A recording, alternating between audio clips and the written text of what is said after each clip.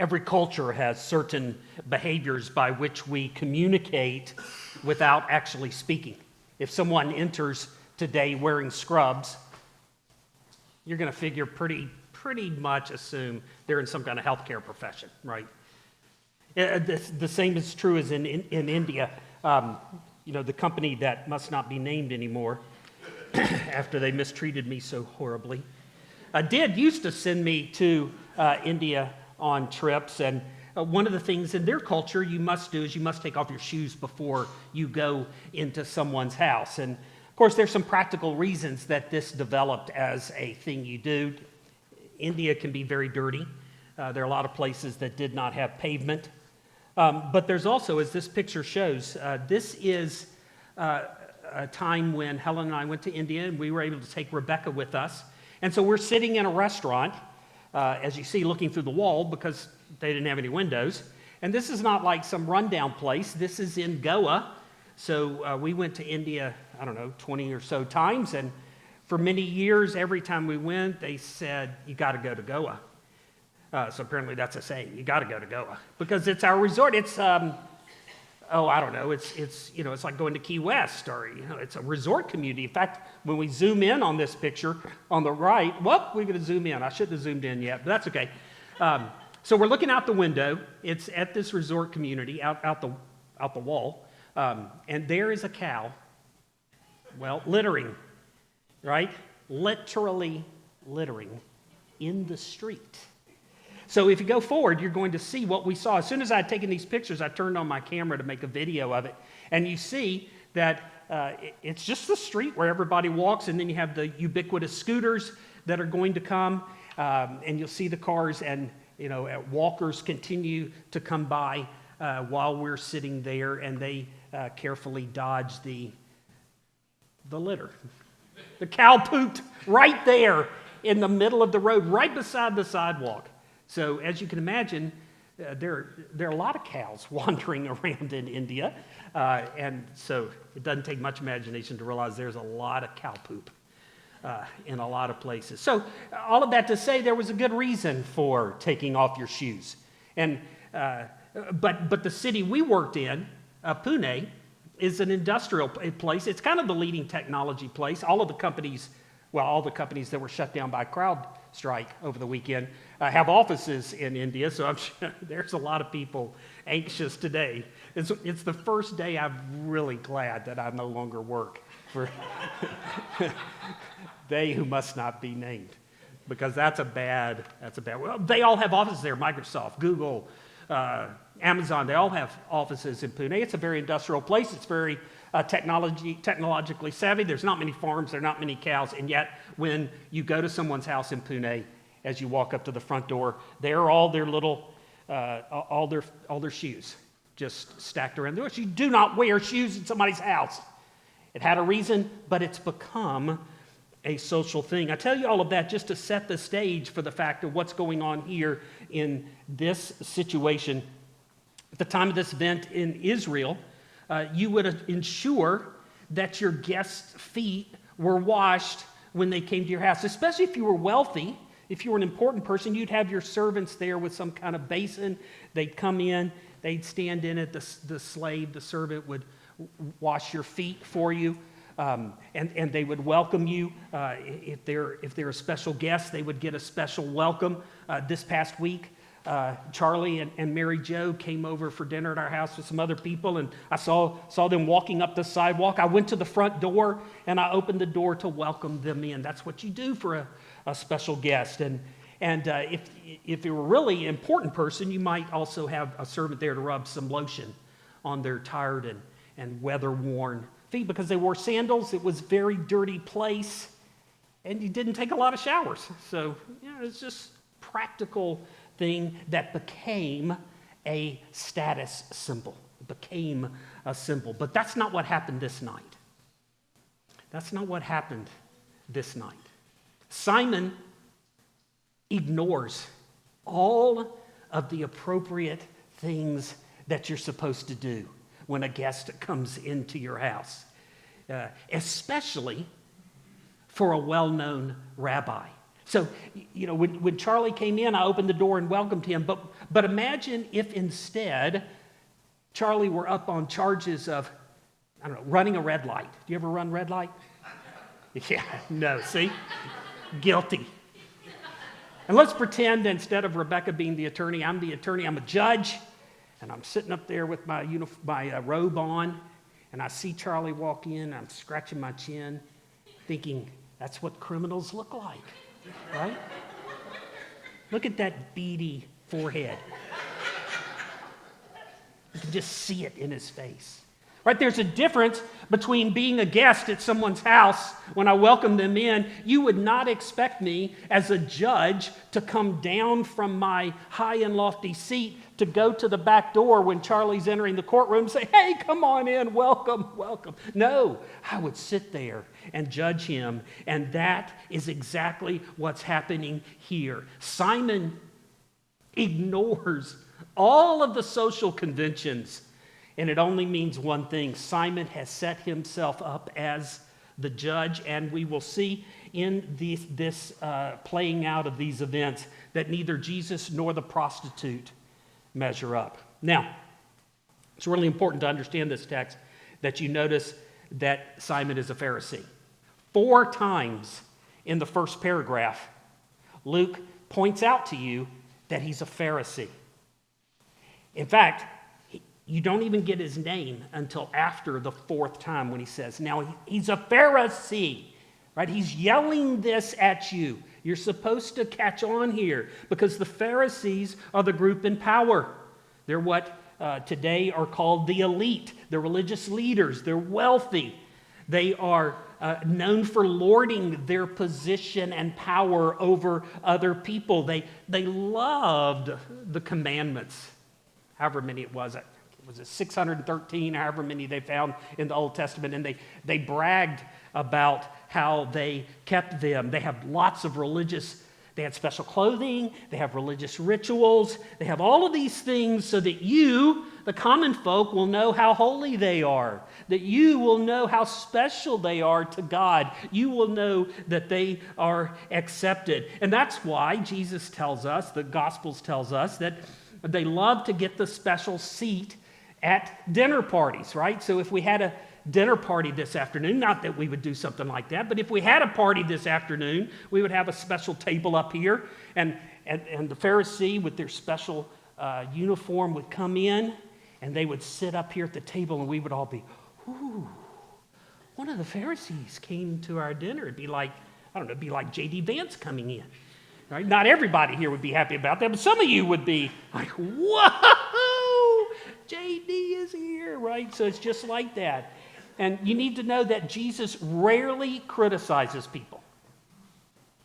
But man, he had some harsh words for the Pharisees. He called them hypocrites, whitewashed tombs. He says, you go out there and you polish up the tombstone, you clean all the stuff up, you repaint it, and guess what? They're still dead. Right? That's what you're like. You're all polished on the outside, but inside you're spiritually dead. He says that they are greedy and self-indulgent. They do their deeds to be seen by others. In fact, he says, woe to you, Pharisees. You are blind fools. You are a bunch of snakes.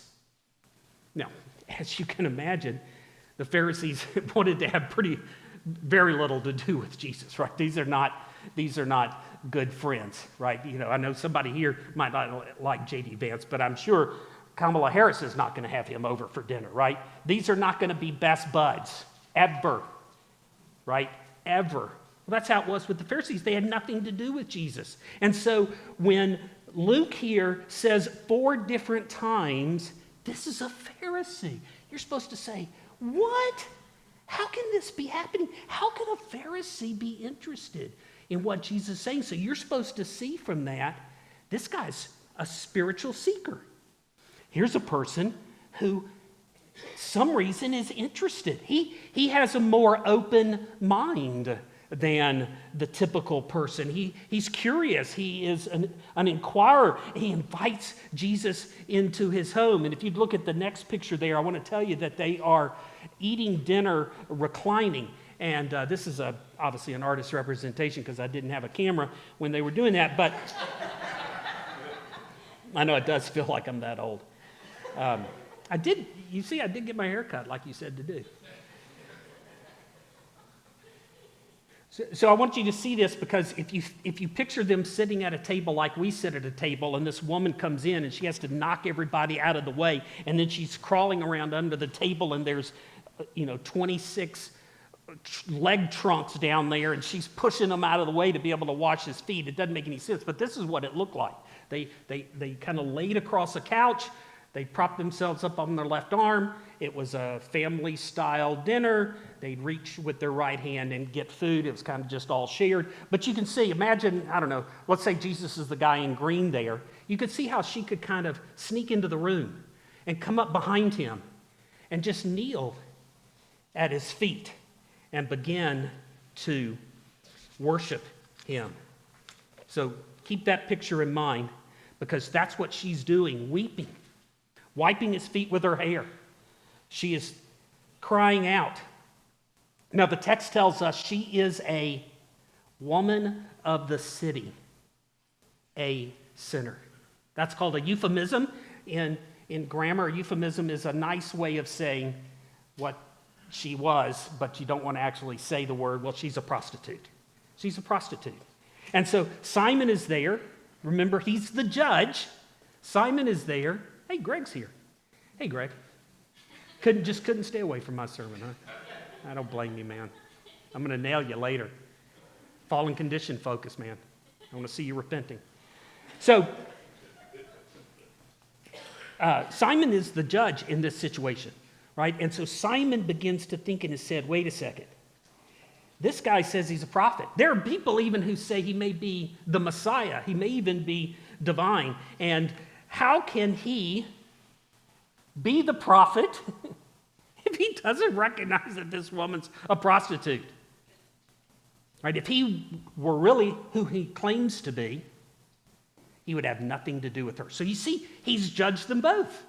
I see this woman, she's a prostitute. I see this guy, he's not a prophet, right? He has set himself up as the judge. And Jesus, though, probably without having to use his supernatural powers, because I think all of us could have seen Simon's disapproval written on his face, right?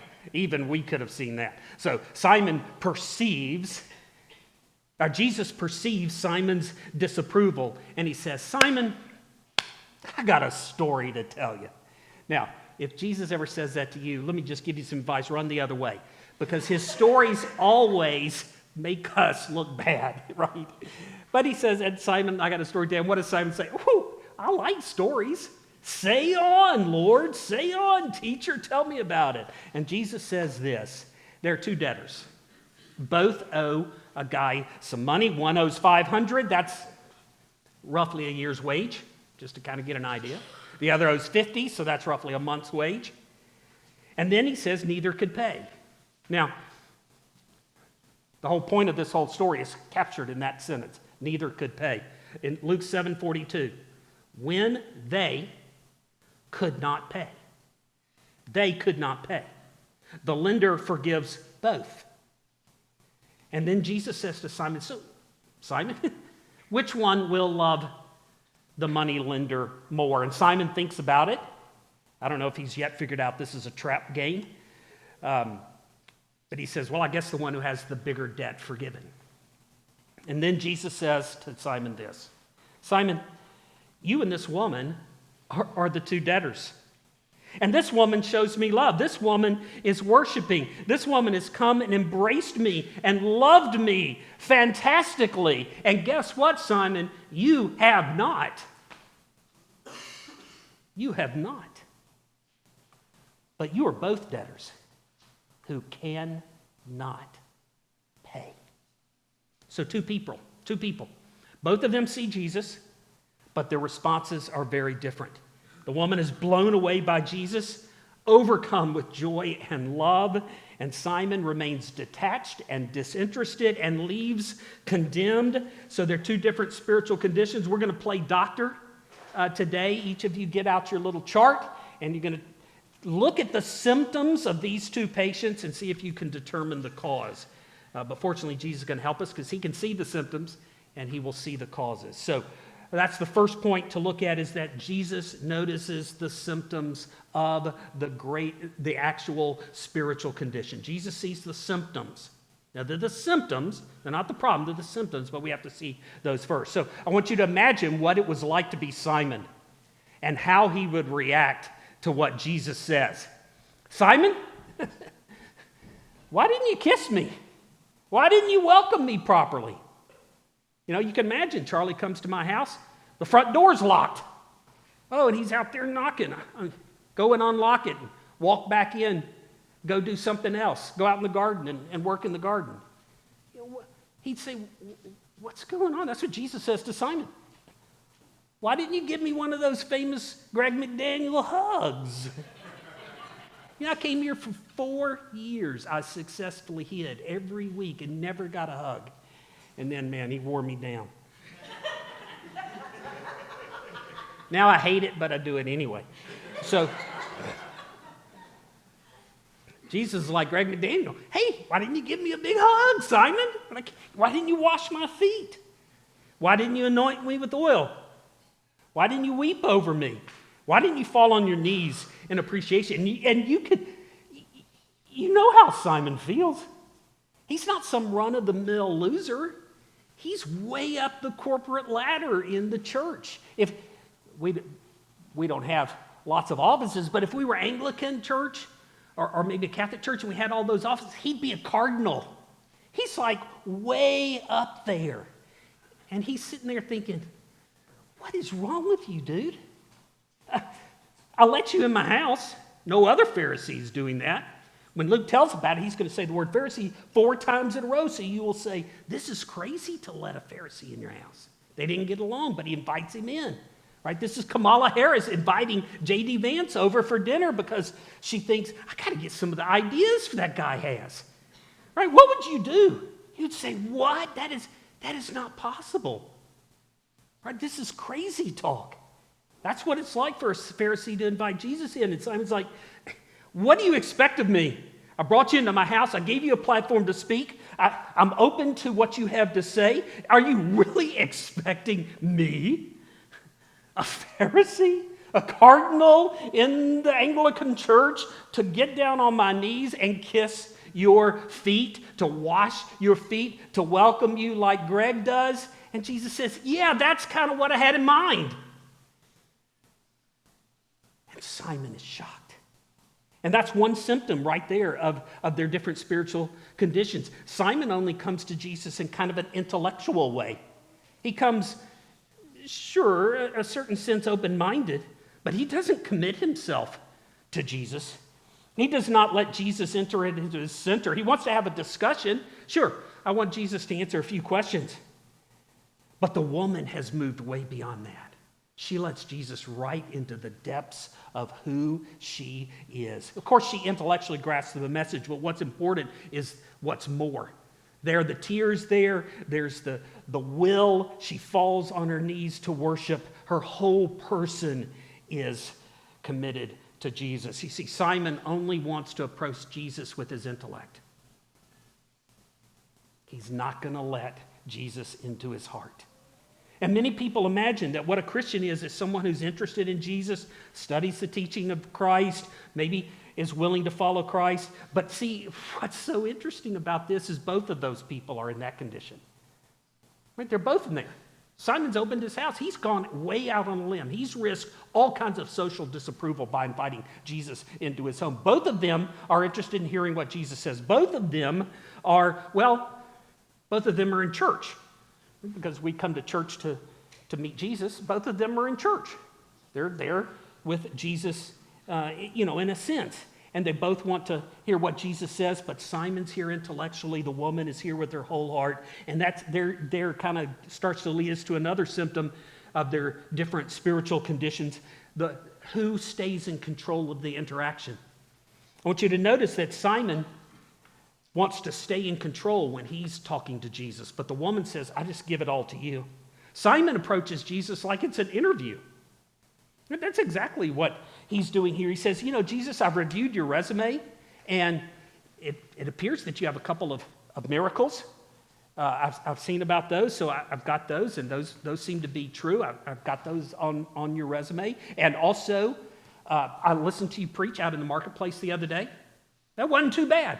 You know, you had 3 points in a poem. It was a pretty good sermon. And here's what's going on. I'm trying to decide if I want to have you on my team. I'm interviewing you. I want to decide if I'm going to let you mentor me. And that's why I've invited you here today. This is a final interview. And I'm trying to decide what to do about it. See, Jesus is applying for a job. And Simon is interviewing him for that job. But friends, Jesus cannot be approached that way. You know, he's not like when you go over to Jungle Gyms. We live right by Jungle Gyms, so I go there a lot. When you go to Jungle Gyms and they have the lady there with her little plastic gloves cutting up cubes of cheese or sausage or whatever thing. She said, just try a little bit and see if you like it. To just give Jesus a try is to not give Jesus a try. You cannot approach this God in that way.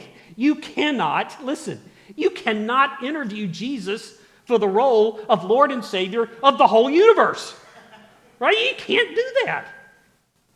This is not an interview situation where you stay in control and invite him into your house and check his points off the resume. This is giving up control. And the problem, of course, is that makes you vulnerable. And, you know, really, this is true of all relationships. It's not just true in your relationships with God. If you want to know someone, you got to open up to them. You have to tell them about what's going on in your life. You have to be vulnerable. And then, of course, what? They can hurt you, can't they? Right? Probably all of us here can think of a time someone that we tried to be open with, we tried to be vulnerable to, where they have hurt us. And then, because they can hurt us, we don't really like that, do we? So we're less vulnerable, right? We pull back some. And then the problem is we are lonely because we don't have proper relationships. We get back to the interviewing people. We want to stay detached. This is what we see almost every time when it comes to marriage counseling. Right? The couple comes in, I say, what happened? She or he, whichever one goes first, tells the story. This person hurt me. And when they hurt me, I pulled back. And when I pulled back, they pulled back too. And then I figured out a way to get even with them. Hurt them too. And then they pulled back some more and I pulled back some more. And eventually, after doing that for 15 years, well, you're a long way away. You're a long way away. And then I used to say this more directly, but now I've learned that it doesn't work. But I used to say, well, good news. It's an easy problem to solve. You just need to be radically vulnerable, radically open, completely committed to the other person. Love them and give them all of yourself. And then they look at me and say, what planet are you from? I'm going to a different counselor. That's why my counseling sessions usually only last 1 week. And this is not a sermon on marriage counseling, so I can't just go there. But let me just say one thing. The biblical answer is you must trust God for your hurt. And you must give of yourself to the other one. It's the only way marriage can work. But okay, that's a different story. So, if this is true in your human relationships, of course it's much more true in your relationship with the greatest person, the most important person, the ultimate person in the world. You have to have an ultimate commitment, and that kind of leads us to a third symptom we might see here. This woman commits, and Simon holds back. You see her commitment in the fact that she brings this alabaster flask of perfume or ointment. Now, if you don't know this, successful prostitutes would wear a necklace, and around their necklace they would have a flask of perfume, some kind of ointment. It was alluring. It was part of what made her attractive. It was part of her uniform. Just like today, if you go downtown, you'll see certain ladies of the street. You will know that they're prostitutes because they have a certain uniform, right? Certain high heels that are that tall, showing a lot of skin, a lot of makeup. Right? You have to have a uniform because otherwise people won't know to pay for their services. Right? You have to have a way to be set off. Well, this is one of the main things that they did. It was a stinky time. They didn't take a lot of showers. It was dirty. It was dusty. And so what she did would wear this pendant with this ointment or perfume, and she would say, listen, if you come to me, I will give you a complete separation from all of the misery, all of the dirtiness, all of the normal stuff in your life. That's what she takes and pours on Jesus' feet. Wow. See, she says, she's preaching to us today. If you want to know Jesus, you have to come with a radical commitment. It means you have to make him master of everything in your life like I did. You have to make him master of your money and your job and your behavior and your ethics and your sexuality and your relationships, your thought life, your emotions. Right? He's the Lord of all. So I ask you today, what flask do you have around your neck? What are you holding on to that you do not want to give up? What gets your heart, the inner center of your being? What is your ultimate desire? This flask is the most valuable thing this lady has. Of course, it's valuable because it's expensive. But more than that, this is her future. This is her career. She's saying, I rip off my career and I hand it to you because you are everything I want. You know, every day we see people who are angry or discouraged or defeated or any other slew of emotional struggles because, not always, but oftentimes it's because they cannot get what they want out of their life. Some of you are stuck without a spouse when that's all you wanted. Others of you are stuck with a spouse you do not want. Some are angry because your parents didn't treat you as well as you wanted them to, or they didn't love you sufficiently. Others are upset with your children or the schooling options. Some are disappointed with your careers. I was a pastor for 25 years. I know some of you are upset with me. Right? I'm not as stupid as I look, thankfully. Right? I know people, there are things I say and things that I do and don't do that make people upset. Right? That's just the way it is. But I also know this.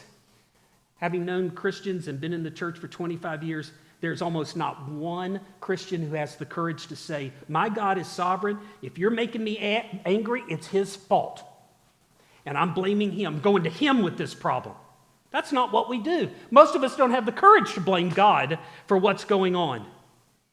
But what this woman says is, till you come there, until you fully commit yourself to him, then you cannot know him. And this woman says, I'm never going to be upset again in my life because you are the most valuable thing there is to me. I'll never be mad at you, Lord, because you are all. Well, those are some of the symptoms. Let's quickly progress on to some of the actual cause of the problem. You've got your chart. You've taken notes on the symptoms of the case. Let's look at what Jesus sees as the cause of this spiritual condition. You know, every day as a counselor and elder, I see people who believe in God. They believe they're sinners. They know they make mistakes. They recognize they need to be forgiven, and yet they're still unhappy. They're still unhappy. They're still depressed. They're frustrated. They're disappointed. They're angry. Whatever emotion they have. But there are other people you meet and they just scream, hey, I'm forgiven. I am forgiven. That's all that matters. And that's the difference here between Simon and this woman. It's not because she's more religious. It's not because she's more disciplined. She's not those things. It's not because she's more sold out. It's not because she gives Jesus control of the interview. It's not because she is more of anything. It's not because she loves Jesus more with her heart, soul, mind, and strength. It's not those things. Those are symptoms. Yeah, Simon's not committed, but that's a symptom of the problem. That's not the problem. Jesus says to Simon, the problem is you do not understand the gospel. You do not understand the gospel. You do not yet understand that you are more wicked than you would ever dare imagine. And at the same moment, you can be more loved than you would ever dare hope. And when you finally grasp the depth of your sin and the cost of salvation, you will move from judge to worshiper. So when you're critical of others, when you complain about your spouse, when you are feeling sorry for yourself and you're upset with those around you and your circumstances, when you're judgmental of others, maybe not always, but would you at least consider that it's because you have not understood the gospel? A lender has two debtors. Jesus, of course, in the parable is the lender. Simon and the woman, the prostitute, are the debtors. She owes 500. Simon only owes 50. Now, what is the difference? And most of us, we look at this so superficially, and we say, well, obviously the woman needs forgiveness more, right? She needs forgiveness more. She needs Jesus more than Simon. She's a worse sinner, right? She's broken more of the Ten Commandments and on a more regular basis, right? It's pretty easy at a superficial level to see what is going on. She needs salvation more than Simon, so she is more worshipful. She's more devoted. She's more committed. Friends, okay, you wait for this part? That is not what this parable is about. That is not what Jesus says. And I know you think that's what Jesus says because that's what everybody thinks when they just look at it superficially and do not see what is really happening. But that is not what Jesus says. Yes, of course, one of the debts seems bigger than the other. Sure, in a way, the woman has sinned more than Jesus. Way more than Jesus. She sinned more than Simon. But what does Jesus say? You're in the same boat. Simon, you're in the same boat. And in Jesus' day, there's only one thing they do when you can't pay your debt. You go to prison. Right? That's just what happened. And so when Jesus tells us this story, you're supposed to say, and he comes to that conclusion and he says, so which one would love him more? Jesus wants Simon to say, neither. Because we're both in the same boat. It does not matter a flip that I sinned a tiny bit less than this woman. I have sinned and fallen short of the glory of God. We're in a boat. It's headed over Niagara Falls. Okay, the woman's in the front of the boat. A quarter of a second earlier, she's going to be dead. But you know what? Simon's right behind her. Which one will love him more, Simon? Neither. Once you understand the gospel, neither loves him more. That's the point of the story. And yes, Jesus says to Simon, well, you have judged correctly. Notice he uses that word judge. When you make yourself the judge, when you use human standards, when you think of it like normal people do, you think there's a difference. But when you look at it from God's perspective, oh my gosh, there is no difference. You are exactly the same place. So, how can that be? How can these two people, Simon, who's just an upright citizen, he's a cardinal in the church, he probably hadn't done everything wrong, he ties his dill, mint, and cumin, and he goes around parading all of his greatness. People welcome him in the marketplace. They see him at the front up here. How can it be that he's in the same boat? And that's because we do not understand what sin is. Sin is not prostitution. Sure, it's a sin, but that isn't the real thing. There's a sin underneath it. It's this. It's the desire to live independently of God.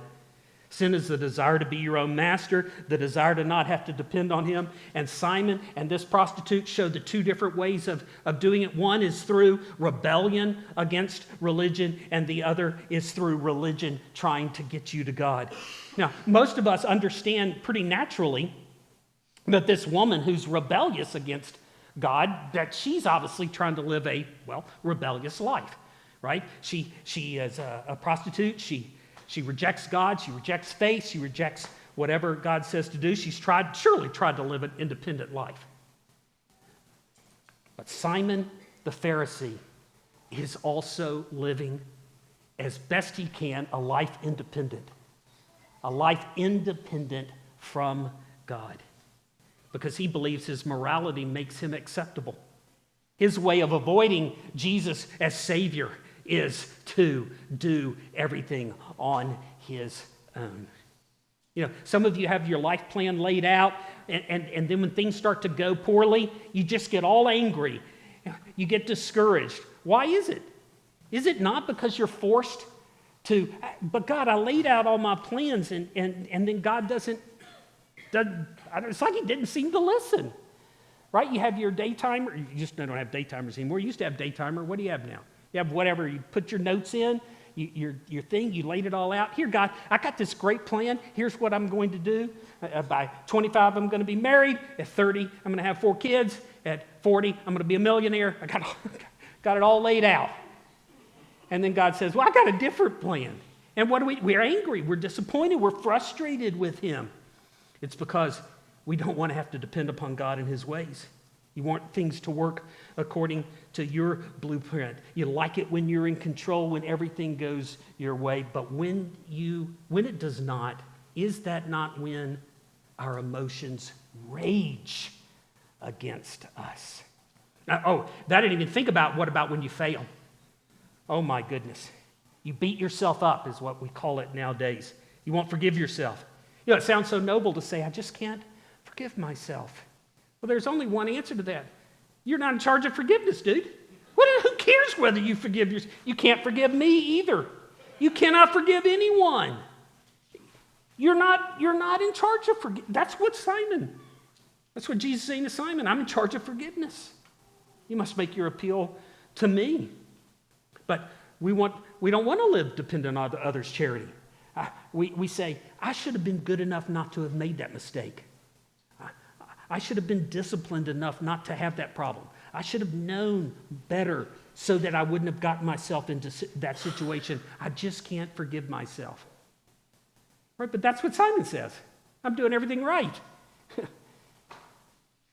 And when we fail, we get in trouble. So that's what it means to be separated from God. Whether it's through religion or the rejection of religion, it's seeking to live independent of him. And yeah, you may not break the 10 Commandments as much as this woman does, but until God opens your eyes to show you the depth of your sin, the sin of seeking to live independently of God, you will remain far from him. So the difference between Simon and the woman is not, listen, it is not that she needs salvation more. It's just not. She does not need salvation more. The difference is that she realizes she needs salvation. That's the difference. Her life is transformed because she accepts that she owes a debt she cannot pay. And Jesus paid it all. But there's one other thing as we wrap up that I want to show you that she sees that Simon does not. She sees how deeply she has sinned. So she sees that she is more wicked than she would ever dare imagine. But there's something else. She sees the cost of salvation. She sees what it cost for her to be forgiven. You see, a lender, when he cancels the debt, it still is paid. Right? The debt doesn't just go away. If I loan you $50 and then I cancel it, well, guess what? I don't have my wallet. My wallet's gone. Right? See what happened? There's a hole in that wallet over there because the debt has to go somewhere. Someone has to pay it. And in this example, the lender pays the debt. And that's what Jesus did on the cross. See, we don't know exactly what caused her to live a life of prostitution, but we know this, because you know this in your life. There's something that happened in her past. Maybe she was mistreated by her parents. Maybe she was raped. Maybe she just had problems come into her life. Whatever the cause, she spent her life looking up at God saying, you treated me like this. You caused my problems, and now you want me to give myself fully to you? No, I'm not doing that. I'm living a life of prostitution. I'm living a life in rebellion. That's what she said. And then one day, God opens her eyes and she meets Jesus. And Jesus says to her this, you treated me like this all my life, and now you want me to commit myself to you? Yes, I will. And he gets up on the cross and absorbs the debt himself. And she is forgiven. Wow. No wonder she's changed. She sees herself as Jesus sees her. Will you take the flask off your neck today and put it at his feet? This is what it means to be a Christian. Whether you see yourself more like Simon or more like the woman. If you are far from God today, it doesn't matter the reason.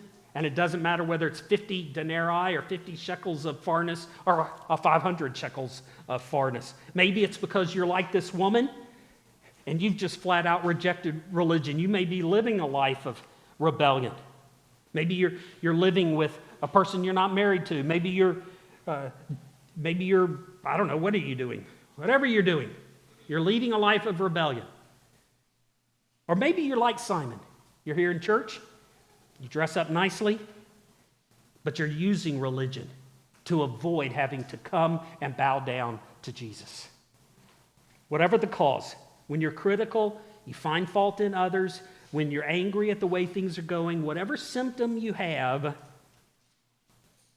that shows that you are separated from God, I'm here to tell you today, you can lay your deadly doing down, as the old hymn says. Lay your deadly doing down. Whether it's doing of religion or doing of rebellion, lay your deadly doing down at Jesus' feet and stand in him and him alone, gloriously complete.